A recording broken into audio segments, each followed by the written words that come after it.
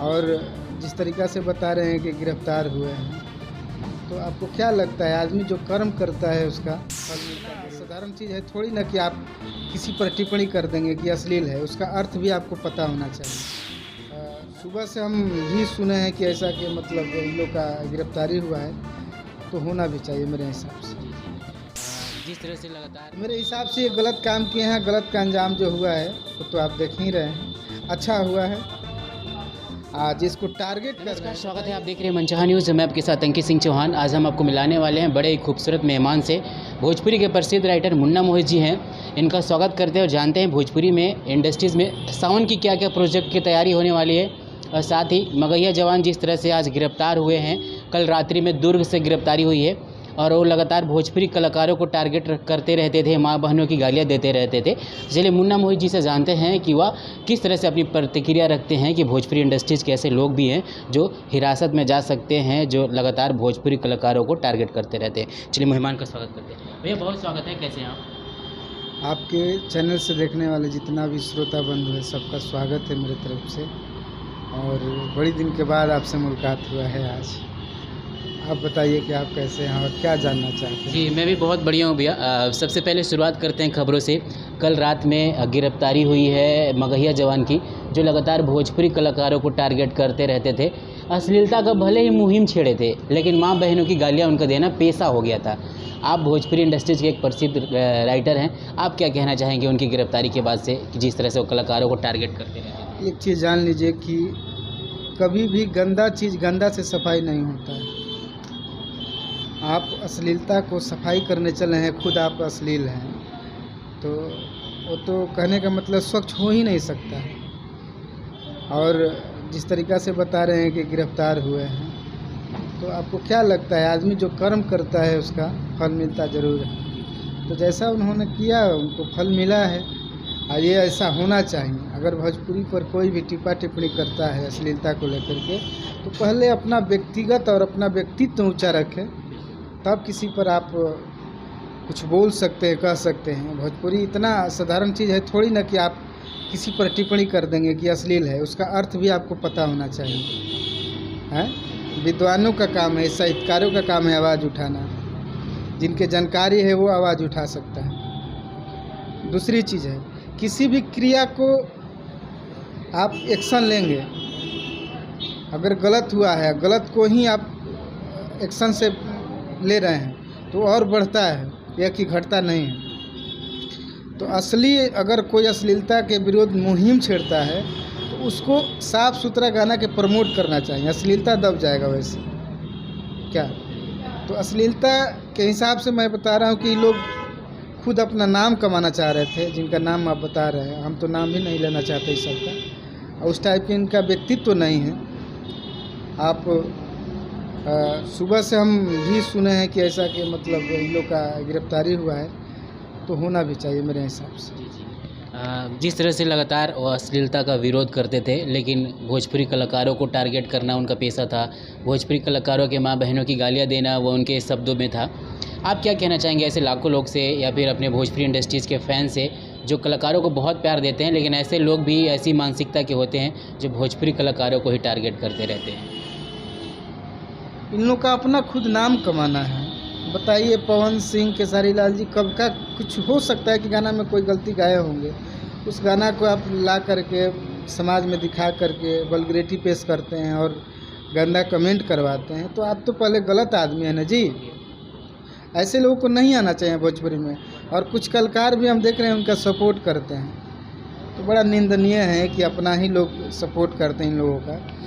चूँकि अच्छा होते तो सपोर्ट करना कोई गलत बात नहीं है। आप भी मुहिम कहीं ना कहीं भोजपुरी को साफ़ सुथरा देखना चाहते हैं, इसका मतलब ये थोड़ी ना है कि कलाकारों के कोई गाली देता है। रिपोर्टर का भी काम यही होता है कि हर कुछ सच्चाई को पेश करें, अच्छा हो भोजपुरी, ताकि नाम दूर दूर तक पहुँचे। आप खुद विरोध करने लगेंगे तो कहाँ से भोजपुरी बढ़ेगी। तो मेरे हिसाब से ये गलत काम किए हैं, गलत का अंजाम जो हुआ है वो तो आप देख ही रहे हैं। अच्छा हुआ है जिसको टारगेट कर रहे हैं। बताइए, भोजपुरी में कौन ऐसा गायक है जो भोजपुरी भाषा को बढ़ाने में योगदान नहीं है उनका? सबका योगदान है ना। तो जो सही काम करता है उससे गलती भी होती है, सिर्फ आपको गलती ही दिख रहा है। कहा जाता है कि मक्खी जब भी लगती है कहीं ना कहीं आपका गंदे चीज़ों पर बैठती है। मेरे बातों को समझ पा रहे होंगे कि मैं कहना क्या चाह रहा हूँ। तो मक्खियों का काम है गंदे चीज़ों पर बैठना, इसलिए इन लोगों से भोजपुरी अगर बचे तो अच्छा है। ये लोग गंदगी फैलाए हैं, भोजपुरी के लोग नहीं, कलाकार नहीं फैलाए। ये इस घटना के बाद से हम यह क्या देख सकते हैं कि आने वाले दिनों में भोजपुरी के सारे कलाकार एक होंगे जो जातिवाद सूचकों से या फिर एक दूसरे पर कटाक्ष करते हुए नज़र आते हैं, वह कहीं ना कहीं अब एक होंगे और चाहेंगे कि हम एक होकर इंडस्ट्रीज़ के लिए काम करें और अपने आपस में न लड़े ताकि बाहरी लोग हमारा फ़ायदा न उठाएं। भोजपुरी कलाकार कभी लड़ते नहीं हैं, इस बात को जान लीजिए। आपको दूर से दिखाई देता है कि माने ये लोग विवादित है, लेकिन इन लोगों का निमंत्रण और प्रेम उतना ही रहता है।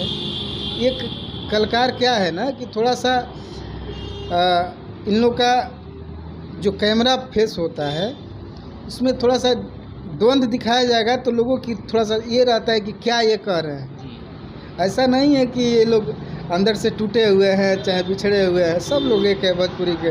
किसी भी कलाकार से बात आपस में होती रहती है सबका, जिसको आप मानते हैं कि इनका ये विरोधी है, विरोधी कोई किसी का यहाँ पर है नहीं, ठीक ना। सब लोग एक दूसरे से मिले जुले हुए हैं। आपको ऐसा लगता है कि लोग विरोध कर रहे हैं। चलिए थोड़ा आप अलग से सवालों में आते हैं। सावन की शूटिंग स्टार्ट होने वाली है भैया, क्योंकि बहुत जल्द सावन शुरू होने वाला है। S4U एंटरटेनमेंट कितना धमाल मचाने वाला है और कितने गाने आने वाले हैं? S4U से खेसारी जी का सावन आने वाला है और कल्लू जी के, अंकुश राजा जी का, और हमारे इनका गाना है सब, निशा दुबे जी का गाना है फीमेल सिंगर में, शिवानी पांडे जी का गाना है। तमाम तरीक़ा के जितने भी कलाकार है भोजपुरी में, जो चैनल से पहले लोकगीत आया है, सभी कलाकारों का गाना आएगा सावन का, बहुत बढ़िया बढ़िया। वहीं आज शूट होने वाला था, डिस्कस हो रहा था, तब तक आप आ ही गए। ऋषि राज जी कर रहे हैं शूटिंग इस बार सावन वाला, और बहुत आप लोग जानते हैं कि ऋषि राज जी बहुत यहाँ के पटना के नामी डायरेक्टर, कोरियोग्राफर सब कुछ है, कैमरामैन सब कुछ है। पवन सिंह से लेकर के खेसारी तक सबको काम किया है, बहुत अच्छे आदमी हैं। तो सावन का शूट अब तो कल परसों से शुरू होने वाला है। इनके डायरेक्शन में, ऋषि राज जी के डायरेक्शन में कितने गाने ऐसे होंगे जब चाहेंगे कि ट्रेंडिंग में जाए, क्योंकि S4U एंटरटेनमेंट भी भोजपुरी में जानी जाती है कि इनके गाने भी ट्रेंड होते हैं। तो सावन के कितने गाने आप चाह रहे हो कि इनके तरफ से वो बनाए गए गाने इस साल के ट्रेंडिंग के हिट गाने रहे? इनमें एक खूबी है कि गाना बहुत कम करते हैं, लेकिन गाना को पसंद करते हैं कि यही हम कर सकते हैं। तो जो आदमी चॉइस करता है कि ये गाना हिट करेगा, चाहे ये अच्छा है, उस पर काम भी अच्छा करता है।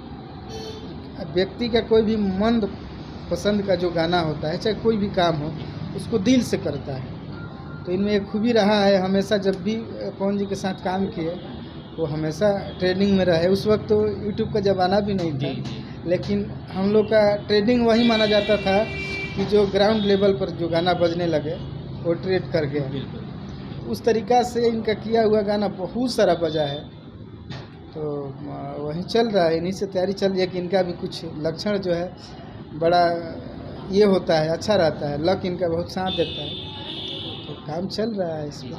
हमारे दर्शकों को बता दें भैया कि ये सारे गाने जो सावन के हैं कब से आने शुरू हो जाएंगे? जुलाई से, जुलाई से। हर जुलाई से मतलब गाना सबका शुरू होगा। जी जी। सावन के जो गानों की शूटिंग होगी वो पटना में ही करेंगे या पटना के बाहर भी शूटिंग करेंगे? पटना में कुछ गाना तो होगा ही, पटना के बाहर भी होगा। जैसे इनका प्लान राजगीर का रहता है, उधर बड़ा इनका लोकेशन अच्छा है, पर्वतों का, पहाड़ का भी थोड़ा सा दृश्य रहता है। तो सावन में मतलब आउट ऑफ एरिया में करते हैं तो अच्छा रहता है। इधर राजगीर हो गया, सासाराम की तरफ पहाड़ी है, उधर शूटिंग होता है, ये सब मिला जुला करके शूट होगा। जी जी। भैया अपने दर्शकों से, लाखों करोड़ों दर्शकों से क्या कहना चाहेंगे जो आपके गानों के इंतज़ार करती रहती है आपकी कंपनी की, क्योंकि बहुत प्यारे सारे गाने रहते हैं और आपकी लेखनी भी गज़ब की रहती है, तो लाखों फैन से क्या कहना चाहेंगे? सबको दिल से पहले धन्यवाद देना चाहता हूं, क्योंकि आप लोगों के आशीर्वाद से ये S4U चैनल बहुत बड़ा हुआ। कम समय में 6-7 महीना लगभग हुआ और 7 महीना में 7.5 लाख सब्सक्राइबर देना ये आप सबकी दुआओं की बदौलत हुआ है, ये जनता का प्रेम ही है। और जहाँ तक बात है कि हम हमेशा चाहते हैं कि कुछ सुधार हो भोजपुरी में, कुछ अच्छा ही मार्केट में जाए। तो आप लोग जैसे लोकगीत के प्रेम दिया आप लोग हमेशा इस पर को, वैसे ही सावन आ रहा है, इसको प्यार दुलार दीजिए और बढ़ाइए, और हमारे मनचाहा न्यूज़ को भी आशीर्वाद दीजिए ताकि ये सच्चाई आप तक पहुंचा पाए। ये जाते जाते एक लास्ट सवाल, आपसे जब मेरी पहली इंटरव्यू हुई थी तो आपने कहा था कि सैया की रोटी जब 100 मिलियन क्लब में जाएगी तो हम एक बड़ी पार्टी देंगे। चली भी गई लेकिन पार्टी नहीं हुआ, कब होने वाला है? पार्टी होना था, हम लोग जो प्लान किए थे आपको बताए थे कि ऐसे ऐसे प्रारूप है। उसके बाद क्या हुआ था कि वहाँ जो प्लान था जिस तरीक़ा से बताए थे कि हेलीकॉप्टर से आने वाला प्लान था, उसमें उसका हेलीकॉप्टर वाला जो था कैंसिल हो गया। उसके चलते हम लोग जो गांव में था वो कैंसिल कर दिए। अब सोचे कि बाद में पटना में ही कर लेंगे हम लोग, बढ़िया तरीक़ा से होगा। तो अब 150 हो गया है, 200 हो जाएगा तो कर लेंगे, दोगुना पार्टी की खुशी रहेगा। हाँ, थैंक यू भैया हमारे साथ अपना बहुत ही प्यारा सा पल देने के लिए। S4U के एंटरटेनमेंट के मैनेजिंग डायरेक्टर मुन्ना मोहित जी थे, और साथ ही यह बहुत ही प्रसिद्ध राइटर भी है जिनकी गायकी जब आती है इंडस्ट्रीज़ में तो गाने धमाल मचाते हैं। वेट करिए और साथ ही रिमाइंडर सेट करके रखिए, जैसे ही कोई इनकी प्रोजेक्ट सावन की आएगी हम भैया से फिर मिलेंगे और बहुत सारी चीज़ों पर फिर से जानेंगे और सारी जानकारी आपको देते रहेंगे। नमस्कार।